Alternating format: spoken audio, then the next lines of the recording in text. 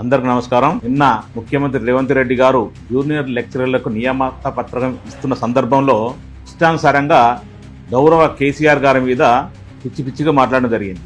ఈ రేవంత్ రెడ్డి గారికి మైక్ చూస్తే పూనకం వస్తుంది. ఒళ్ళు మర్చి సోయి తప్పి ఒక ముఖ్యమంత్రి స్థానంలో అని చెప్పి గుర్తు లేకుండా మాట్లాడుతుంటాడు. కేసీఆర్ గారు పేరు చెప్తే వెన్నులో వణుకొస్తుంది. కేసీఆర్ గారు ఎప్పుడు ఏం చేస్తాడో ఎప్పుడు ఏమవుతుందో అని చెప్పి భయంతో ఎప్పుడు చూసినా కేసీఆర్ గారిని ఏడవడం జరుగుతుంది. గతంలో కూడా సెక్రటరీ ముంగట ఉన్న తెలంగాణ తల్లి కొరకు కేటాయించిన విగ్రహం ప్రారంభోత్సవ సందర్భంలో కూడా కేటీఆర్ గారిని ఉద్దేశించి మీ ఏజ్ వచ్చేది ఎప్పుడు, మీ ఏ విగ్రహం పెట్టేది ఎప్పుడు, కేసీఆర్ కొరకు ఈ స్టాచ్యూ ప్లేస్ పెట్టుకోరని చెప్పడం జరిగింది. గతంలోనే చాలా మంది తెలంగాణ వాదులు దీన్ని తీవ్రంగా ఖండించారు, మేధావులు కూడా ఖండించారు. అయినా కూడా రేవంత్ రెడ్డి గారికి సిగ్గు ఎగ్గు లేకుండా మరొకసారి కేసీఆర్ గారు స్ట్రేచర్ మీద మాట్లాడడం జరిగింది. కేసీఆర్ స్ట్రేచర్ అంటుండు, స్ట్రేచర్ అనుకొని స్ట్రెచర్ మీద పోయిండు. ఇప్పుడు రాబోయే రోజుల్లో స్ట్రెచ్చర్ నుంచి మార్చికి పోతారని చెప్తుంది. అసలు ఈ రేవంత్ రెడ్డి గారు కానీ ఎవడైనా గాడిద కొడుకులు ఇట్లా పిచ్చి మాటలు మాట్లాడితే కేసీఆర్ గారు లేకపోతే ఈ తెలంగాణ రాష్ట్రం వచ్చేదే కాదు. 4 కోట్ల ప్రజల ఆకాంక్ష నెరవేర్చిన మహోద్యమ నాయకుడు కేసీఆర్ గారు.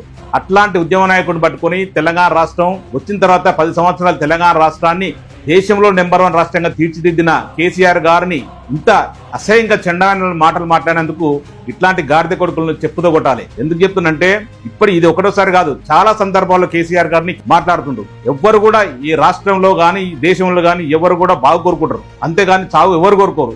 కానీ ఎప్పుడు చూసినా కేసీఆర్ చావు కోరుకుంటాడు. కేసీఆర్ వ్యక్తిగతంగా దూషణలు చేస్తూ టైంపాస్ చేస్తుంటాడు. ఆయన ఇచ్చిన 6 గ్యారెంటీలని 420 హామీలను తప్పించుకోవడానికి వరకు కేసీఆర్ మీద అవాంఛమైన వ్యాఖ్యలు చేయడం, దాన్ని మాట్లాడుకోవడం, ఆయన 6 గ్యారెంటీలని పక్కదోవ పట్టించే విధంగా ఆయన పాలన ఉంది. కానీ ఇప్పటికైనా చెప్తున్నాం ఏమందంటే సీరియస్ గా చెప్తున్నాం, రేవంత్ రెడ్డి గారికి ఇట్లాంటి పిచ్చి మాటలు మాట్లాడితే అవాకులు చెవాకులు కేసీఆర్ మీద పేలితే ఈసారి మాత్రం తస్మాత్ జాగ్రత్త రేవంత్ రెడ్డి గారు. ఇంకొకసారి ఇట్లాంటి పిచ్చి సావుల గురించి మాట్లాడితే మాత్రం మంచిగా ఉండదు. తీవ్రంగా సీరియస్ హెచ్చరిస్తున్నాం. కేసీఆర్ గారు తెలంగాణ రాష్ట్ర ప్రజలందరూ బాగుండాలని కోరుకుంటాడు. తెలంగాణ గుండె చప్పుడు కేసీఆర్ గారు. అట్లాంటి దేవుణ్ణి పట్టుకొని సావు గురించి ఎట్లా మాట్లాడాల్సి వచ్చింది రేవంత్ రెడ్డి గారు? అసలు నీ నోరా మోరా? అసలు నిన్ను పినాయిల్తో నీ నోరు కడగాలి. అసలు నీ చేతగాలి దద్దమ్మ, నీ పరిపాలన చేత కాదు, ఒక సన్యాసి పరిపాలన నడిపిస్తున్నావు. లెక్చరర్ నియామక పత్రం ఇచ్చినప్పుడు ఆ లెక్చరర్లకు మీరు చెప్పాల్సిన బోధన ఏముండాలంటే వాళ్ళకు విద్యార్థులను మంచి తీర్చిదిద్దని చెప్పాలి. అంతే తప్ప ఇట్లాంటి పిచ్చి వాడలేదు. నీకు అసలు నాకు అర్థం కాదు కదా. గతంలో ఒక బాలికలు స్కూల్ పిల్లల విషయంలో కూడా కేసీఆర్ గారు అవాకు చెవకులు వెళ్ళినావు. ఇప్పుడు లెక్చరర్ల నియామక పత్రంలో ఇచ్చే సందర్భంలో కూడా నీ రాజకీయ దురుద్దేశం అంతా, నీకు చండాలమైన బుద్ధి అంతా వాళ్ళకు రుద్దుతున్నావు. వాళ్ళకి చెప్పాల్సింది ఏంది? నువ్వు మంచిగా బోధన చెప్పండి, మంచి విద్యార్థిని తీర్చిదిద్దండి, మంచి భవిష్యత్తు వాళ్ళకి కలిగే విధంగా చెప్పండి అని చెప్పాలి. కానీ ఆ సోయి మరిచి ఆ సన్నాసి మాటలు మాట్లాడి ఇట్లాంటి చెత్తవాడు వాగుడు వాగుతుంటావు. ఇది అసలు నీకు ఏం బుద్ధి ఇది? అసలు సోయి మర్చిపోయిపోతున్నావా? అసలు తెలంగాణ ముఖ్యమంత్రి అనుకుంటున్నావా? ఒక లోకల్ గల్లీ నాయకుడు అనుకుంటున్నావా? నువ్వు ప్రతిపక్షాలు కూడా ఇంత దరిద్రంగా మాట్లాడలేదు కదా. నువ్వు అసలు కేసీఆర్ పేరు అంత ఎంత వనకెందుకు నీకు? లెక్చరర్లకు చెప్తావా? ప్రైవేట్ ఉద్యోగస్తులకు చెప్తారా? నాకు 18,000 నుంచి 18,000 కోట్లు వస్తుంది, మీరే చెప్పండి ఎవరికి చిట్టి రాజస్థాలకు ఇస్తాంటావా? అసలు నువ్వు నాయకుడువా లేకపోతే బ్రోకర్వానా? అసలు నీకేం? అసలు నువ్వు ఒక ముఖ్యమంత్రి స్థాయిలో మాట్లాడుతున్నావా? ముఖ్యమంత్రి అన్నప్పుడు ఏంది? సంపదను సృష్టించాలి, అందరికి పంచాలి, పేదవాళ్ళకి పంచాలి. నీ 6 గ్యారెంటీలో ఒక్క అర గ్యారెంటీ ఒక బస్సు మాత్రమే ఎంతో కొంత అరకొర చేసినావు. తర్వాత ఏ ఒక్కటని చేసినావా? ఏది చేయలేదు. అక్కడ రైతులు అరిగోసపడుతున్న రైతులు ఏమో రైతు రుణమాఫీ చేయబోతుంది, రైతు భరోసాని పేరు మారుస్తుంది, రైతు బంధు ఇవ్వకపోతుంది. రైతులు మళ్ళా పాతకాలం లెక్క చెప్పులు క్యూలో పెట్టేసి ఎరువుల కొరకు తిరుగుతుండ్రి.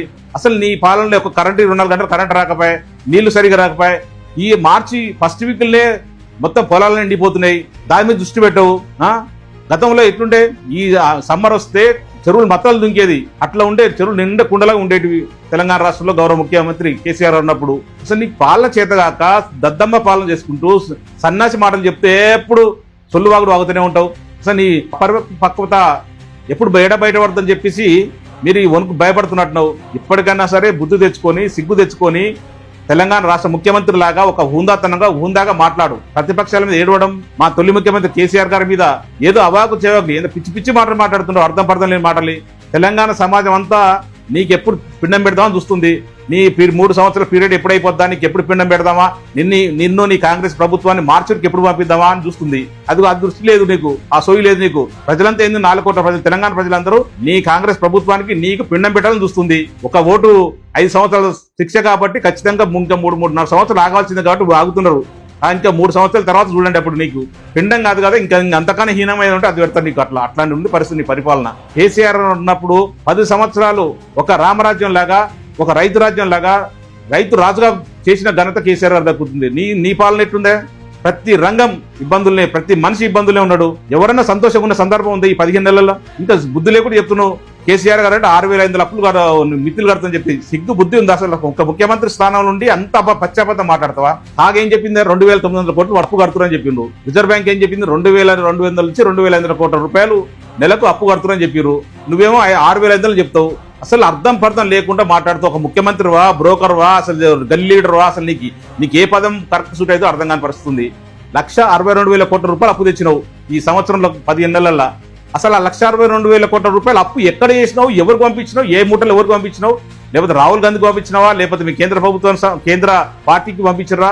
మరి ఎక్కడ పంపించినా ఒక మాట చెప్పవు నువ్వు. 1,62,000 కోట్ల రూపాయలు బాధ్యత చెప్పాల్సిన బాధ్యత నీకు ఉందా లేదా? తెలంగాణ ప్రజల సొమ్ముని అన్యాయంగా ఎక్కడ చేసినావు, ఏం చేసినావు అర్థం కాదు. నెలకు వచ్చే సంపదను నాశనం చేసినావు, అప్పులు తెచ్చి నాశనం చేసినావు. ఏ రోజు ఇక్కడ ఇంతవరకు ఒక ఇటుక ఎక్కడ పెట్టలేదు. ఒక